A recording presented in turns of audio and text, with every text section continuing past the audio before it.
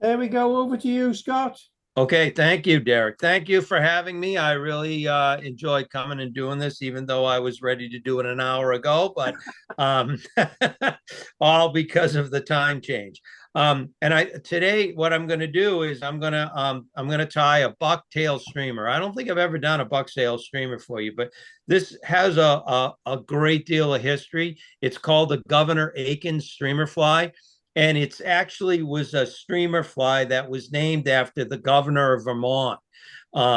He was a really progressive governor who was into the environment. He was trying to preserve fishing and hunting and wild areas and whatnot.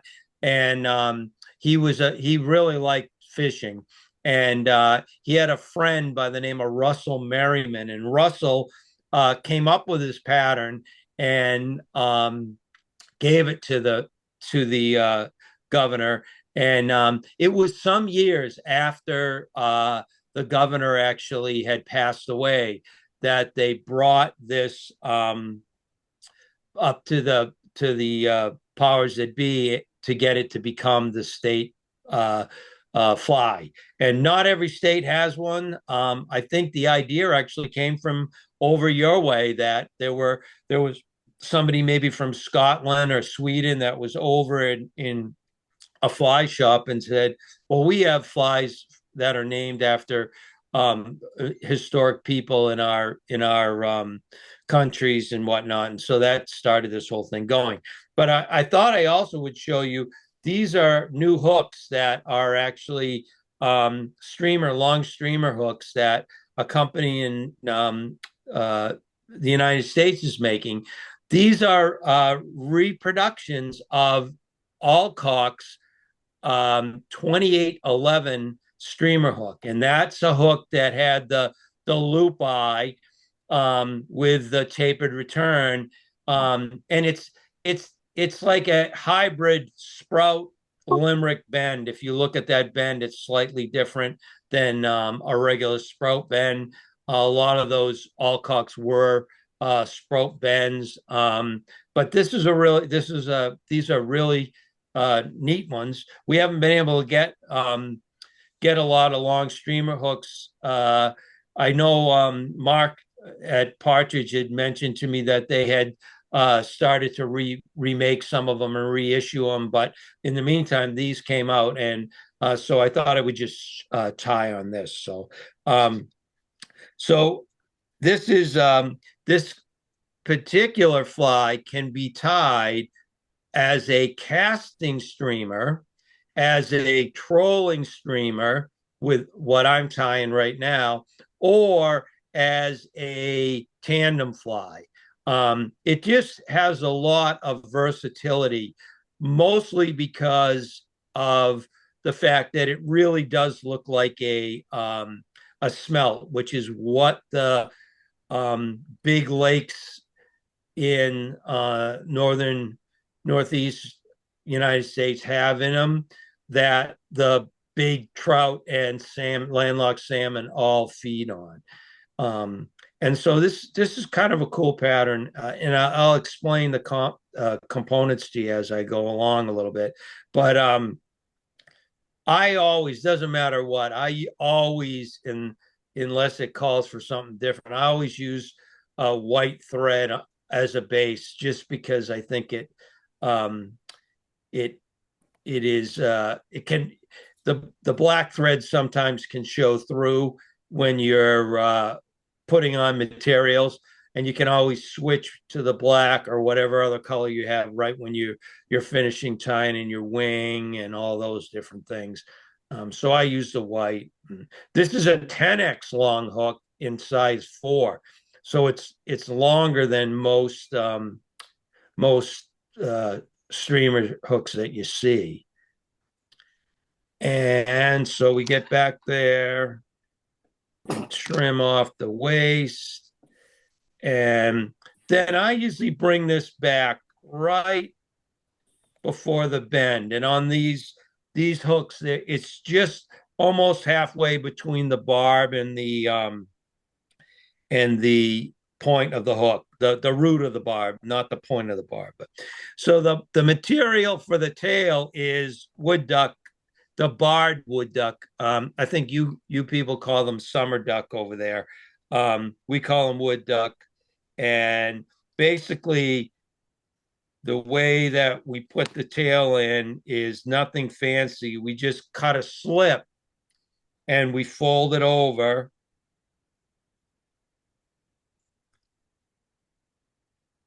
We fold it over, we lay it in place.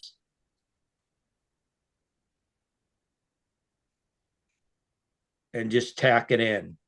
You're not real worried about, how it looks as much as it's sitting on top of the hook. This won't last one or two fish. This will be the first thing that goes. So the next part of the fly is going to be the rib, and the rib on these is oval silver tinsel. And I do a little I take this is one of the most handy tools I have. It's a set of tweezers that doesn't have points. It's blunt ended and it's smooth on the inside. And what I do is I hold that tinsel in the tweezer, and then I rotate the silver away from the cord.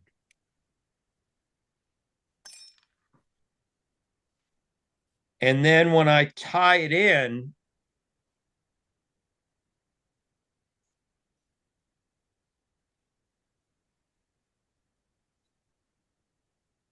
the cord, it's much less bulky, because these oval tinsels once you get above that range where they're small, what happens is the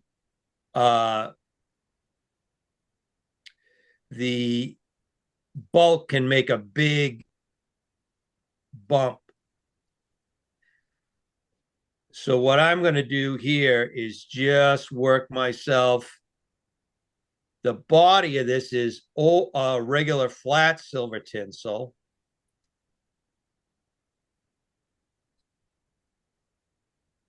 And I just kind of work all that stuff in. I try to keep the tail material on the top. And as I get close, what happens with the thread is it really starts to put a lot of force on the cut ends of the tail.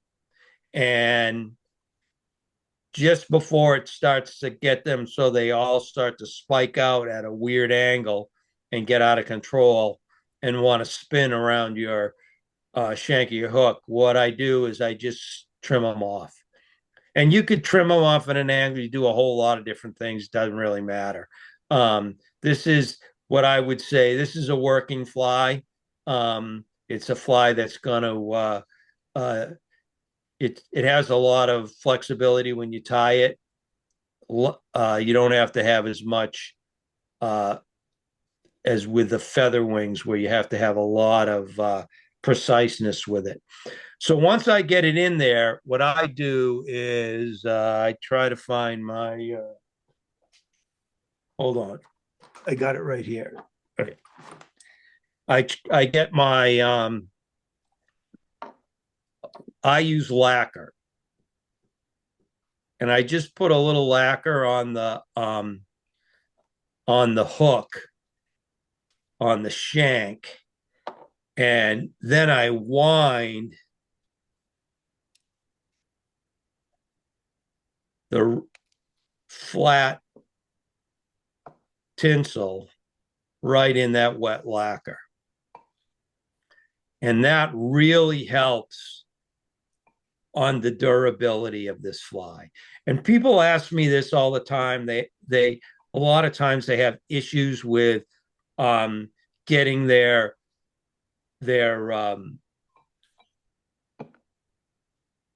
getting their tinsel to sit in, not pucker, not have a whole lot of gaps.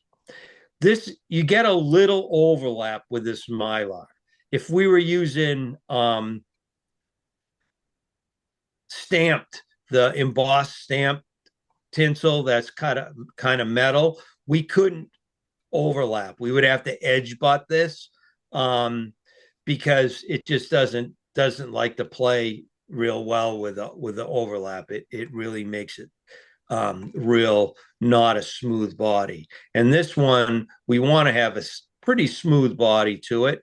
And so what I do with this is I tell everyone, when you're advancing your Mylar for this type of distance, you should be thinking about a 10-degree angle moving forward. And a lot of people try to rush it, really try to put a lot of stress on this Mylar as they're going forward. And it's really not what you want to do. If you start to get a pucker, you can back it off. You can do a bunch of little things. I'm going to just put a quick whip finish on this while I'm talking to you so it doesn't come undone. You could back it off. You can put a little wax on it. And the wax on the back of the Mylar will help it. Not so much when you have it winding into lacquer, but if you weren't doing that wasn't your choice to do that, you can always put a little of the wax on the back of the Mylar, and that will help it sit in place and not pucker. But 99% of the time, if your first wrap right at the edge of the tail goes completely around without trying to advance it, and then when you come around for your second wrap and you start that 10-degree angle, you're 99% of the time not going to have a problem. And some people like to use the rotary function, which is fine. I have a rotary vise, but I don't use the rotary function because I seem to be able to manage this faster without setting the rotary up. Now the rib is going to be 10 wraps.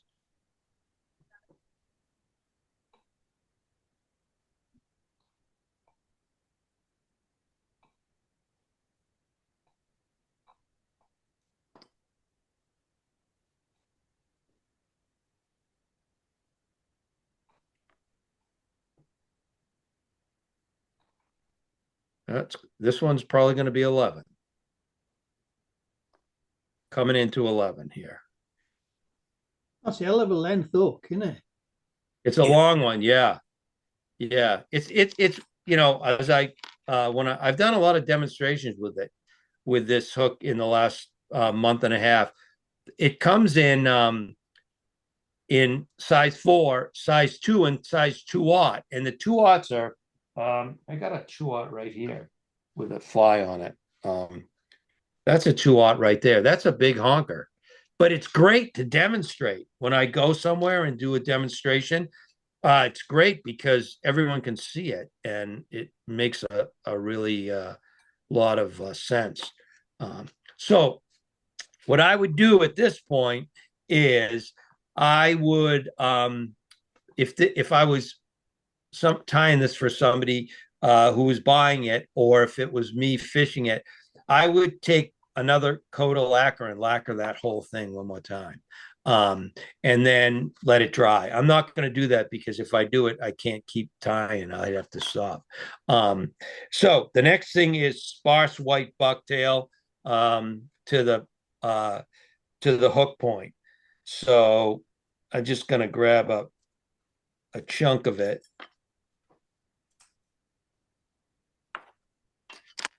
And you've heard me say this before when I've done these: sparse is sparse, less is more. One of the things that you end up doing when you get these streamers in the water with the bucktail, if there's 8 hairs, it looks like 18 to 20 hairs. They just get bigger in the water. So what I do is I want this to the hook point or right around that. And I rotate the hairs, just spin them, and they kind of set together that way. And then I just measure where I want to tie it in, and I trim it off, lay it in place, and I really only take a couple moderate wraps.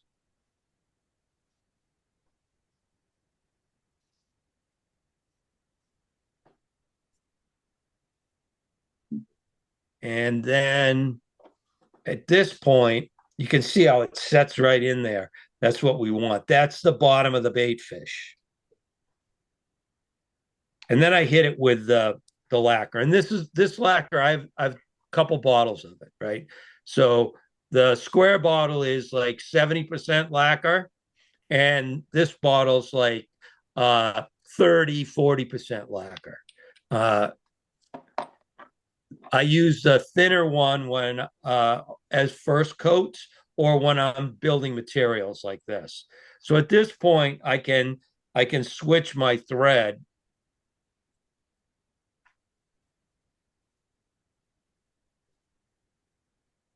to black. And I don't do anything fancy. I just snug it off there, tie in the white. And usually I cut my thread 2 or 3 times a day. So, and I hear that wonderful sound. Run for the hackle pliers. Okay. The next piece is this is really interesting, is lavender bucktail. It's going to be the top of the fly. See these two colors, right? Mm. They're both lavender. You buy them, this one says lavender. You buy this one, it says lavender.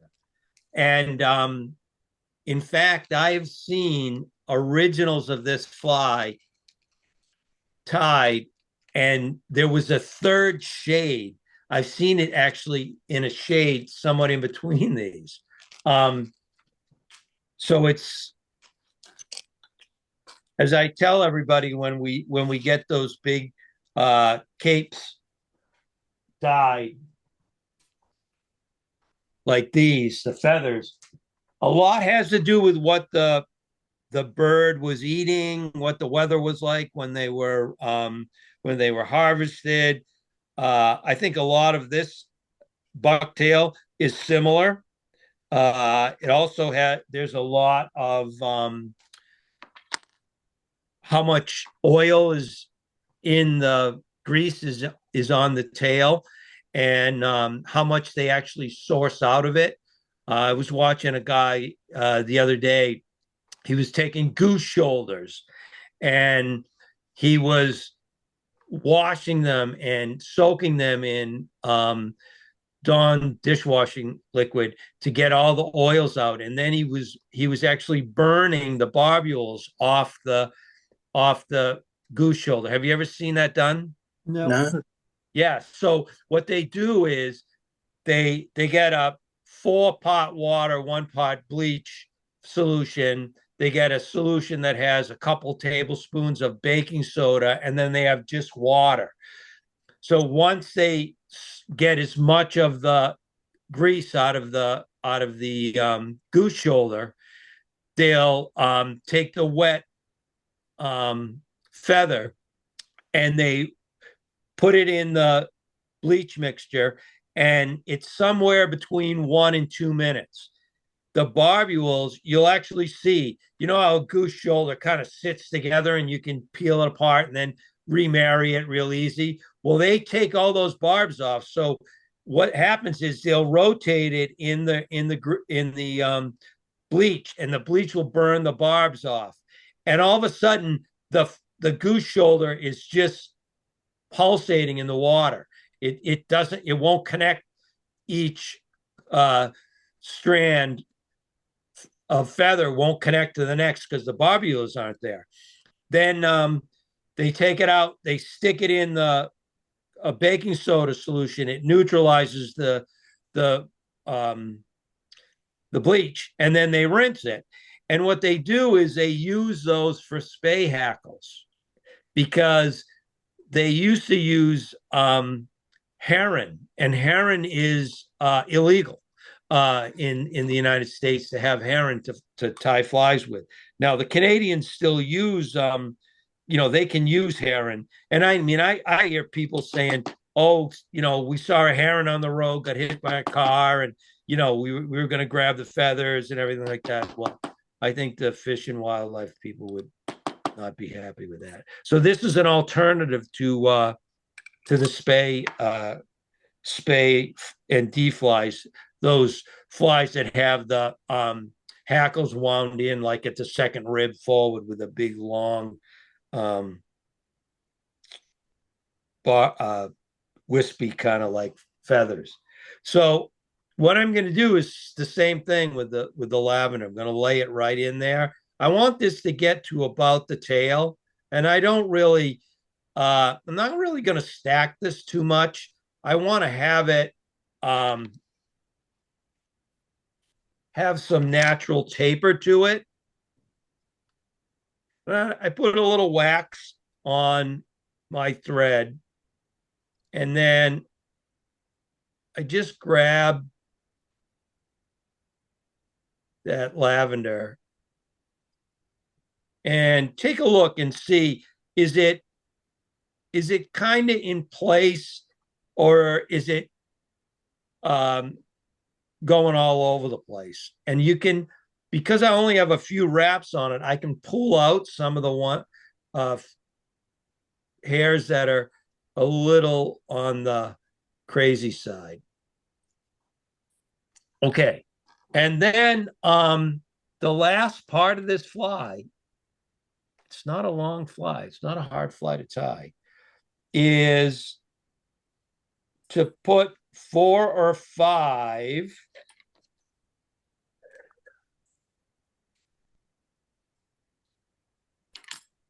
peacock curls on the top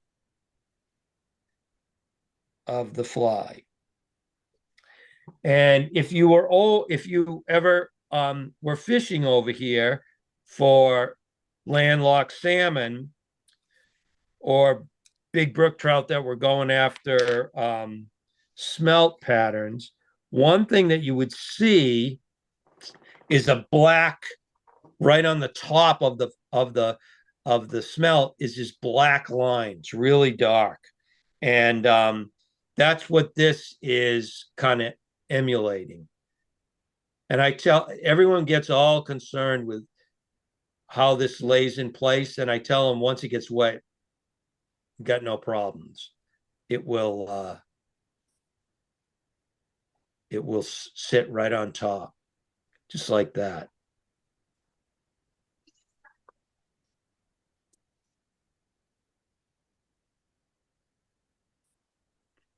And the first thing that will go is that when you get a salmon will be that tail, and the second thing will be the ends of this peacock curl, because it's just not very, the last inch of peacock curl isn't very strong.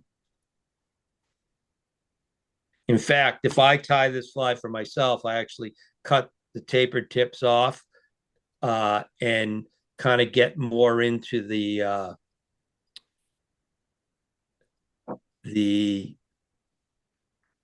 meat where it's a little stronger. And like if a streamer, when you're doing streamers, the 8 inches here from like right there to right where the eye is, right about there, these are probably the best pearls to use. They as you go down, you can see here's one that's, this was one I cut, so it was one of these long ones. This one, as you go down, you can see the difference between the hurls. They're about a quarter of the size when you get down. They just haven't grown as much. And so anyways, this is the fly. Some people will put jungle cock eyes on them, but the original didn't have that. It this was it, and kind of a cool little pattern. Like I said, it's got a lot of history, and all I'm doing here is it's really all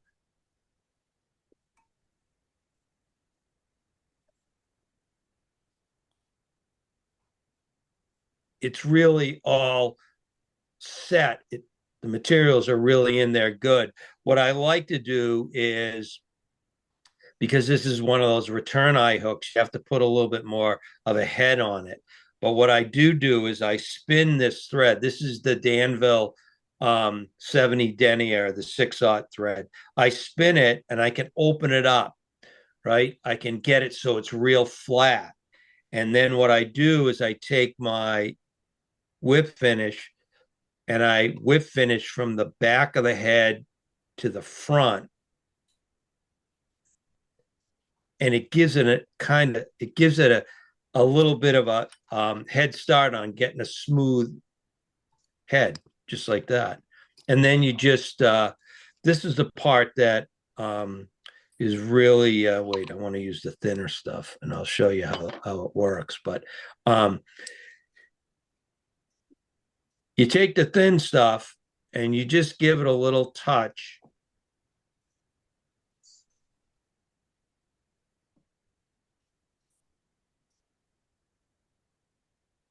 And what'll happen here in a matter of a couple minutes is that those little thread wraps that you could see before I put this thin stuff on, they're going to come right back out. This stuff soaks right down, right in, all the way down. And this is really good. You could put a second coat on. It'll sink in, but it won't sink in as far, but it'll sink in. Right now I can start to see it. Those thread wraps are starting to show because it's just sunk right in. And we had been using that UV resin for the heads, and even the thin stuff didn't kind of sink into to the thread wraps. And when we would fish in the cold weather, we would reach down and touch the head of the fly, and the whole resin would come right off. And when you looked under the resin, it never sunk in. It just was sitting on top of the head. So this is a really good way of, long story, of getting your heads really durable. Some people will actually take a piece of take their bucktail before they'll trim it, and before they tie it in, they'll take a little dab of head cement and touch the cut ends that they just cut, and then wrap them in. So they're really combining the thread and the lacquer and really getting it so that it's making the head really solid. Right now, it's completely dry and it's sunk all the way in, so I can give it another quick dab.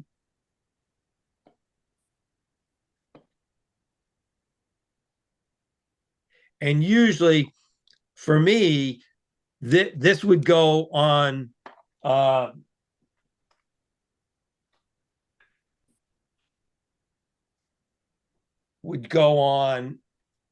drying stand like this. So I would quickly put it on the drying stand, and it would dry. And then, like, you can see this particular fly right there. You can see how shiny that head is, right?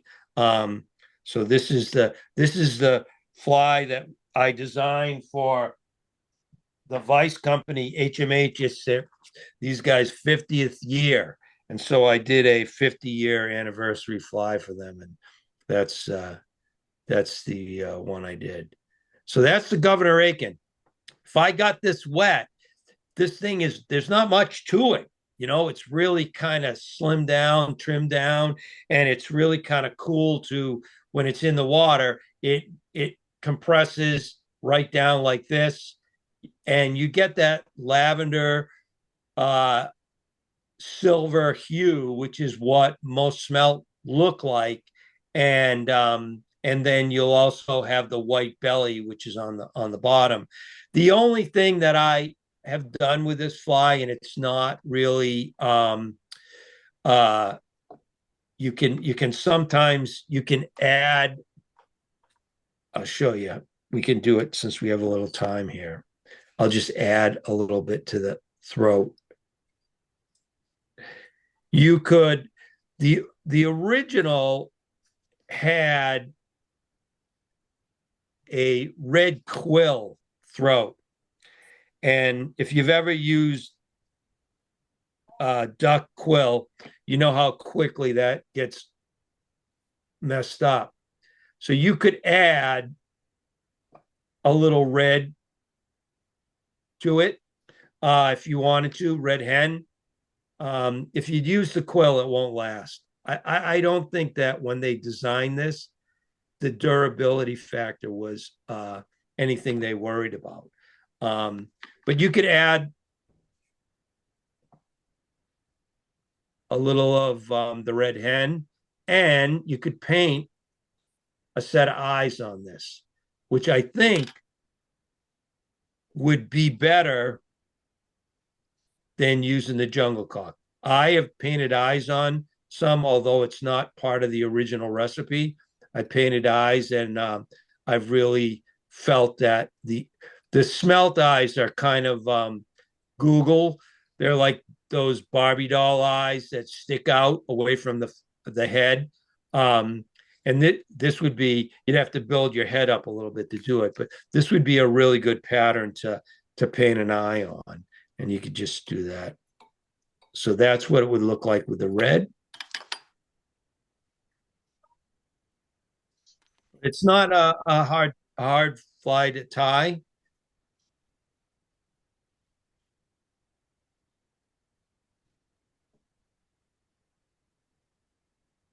And that's it with the heavier lacquer on it. You can see right away the heavier lacquer is building up even after I added a few reps to just show you what but again, I mean, if we were going with this swing, it does change the color of the pattern. You know, it really does. It the two different colors. Um, you know, I guess if it was me, I might have a few this color and a few this color, just to kind of, you know. Cover all your bases. So that's it. There you go. Any questions? A stunned silence. Yeah, yeah, they're all trying to stay awake. It's a good pattern, a really good pattern for landlocked salmon. And again, it's when you look at it, it's a big hook, but there's not a lot of material on it, and that's the key to the flies for big fish. Not a lot of material. We find that they're much more appealing to the fish when they look a little bit sparse and slimmed down. I think I might have mentioned before that a lot of times when the salmon hit, you'll be trolling in the boat. The boat's going anywhere between 2 and maybe 5 miles an hour. It's not very fast. And we put the rods in rod holders. And a lot of people that will move their arm back and forth to make the fly speed up and slow down, and it kind of moves up and down in the water column a little bit. But the boat just moving around will move it in the water column. But a lot of times salmon will come around, they'll actually hit the front of the fly. And a lot of anglers who are holding their rod will reach to set it right away and pull the fly right away from the salmon. The salmon will take off. They won't generally come back for it. But if you have it in a rod rack and it hits it, you'll see the rod come down because the line's been struck and moved. And then you reach down to grab that rod to pull it out of the rod rack. You just lift the handle of your rod straight up, and the rod rack opens up. And almost 99% of the time, salmon will come around after it hit it in the front, loop around the back and grab the back of it and hook it. And so for a lot of people, when I first see them trolling, they for the most part, they're really they'll just pull it right away and they'll scare the fish. The fish will go down and they won't. Salmon will often be in schools, so you might have another one that comes up, but they like to, I think they're opportunistic. If they can injure it, it's easier for them. That's less work for them. Because they chase the smelt will be in schools. It'll look black. You see this black go under the boat. And then all of a sudden the salmon are right behind them. So if they can injure a couple of them, they can slow them down and they can come back and scoop them up. We'll catch landlocked salmon. This is true. You'll catch a 24-inch landlocked salmon. You'll reach down, get them in the net, unhook to release them, and they'll be mouth is just filled with smelt. They just gorge themselves in the spring with eating as many smelt. It's like the buffet table. They're like, oh, I got to eat now because these smelt are going to not be around together much longer. And they just consume them in great quantities. And it's crazy because I always take the barbs and bend them because I release 99% of the fish that I catch. But when you do catch them, even this fall, we caught some salmon, big salmon, and they were on pin smelt, and the pin smelt would be about that long from the head to here, really small, tiny, no longer than 2.5 inches. Real sparse looking patterns, but we would reach down to unhook them, and there'd be half a dozen pin smelt in their mouth because they were just feeding like crazy. So, all right. What type of hook was it again? This is a I'll show you the. I know it was a size 4. Yep, this is a CS 2811. So if anybody was a hook person, they could go and look at Alcock's hooks. And the old Alcock's hooks, they had some 2811s that were long, 10x long streamer hooks, just like these. Everything is the same. Look at the bronzing on these. This is one thing that remember the old Mustad and the old Alcocks and the Willis and Sons, how dark the bronzing was on the hook. Well, that's what these are, really, really dark. They look like the old ones. And these were after Carrie Stevens ran out of the 1810s, which was Alcock 1810, which was probably her favorite hook. That was a ring eye. And she moved to these because these were still available.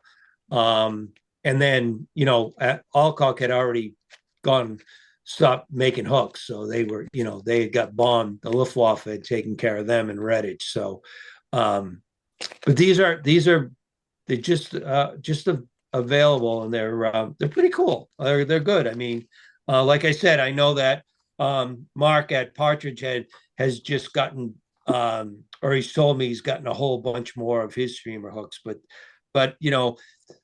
the streamer tires like the history and like the I think they like the if they can find the older hooks to tie on, they go after them.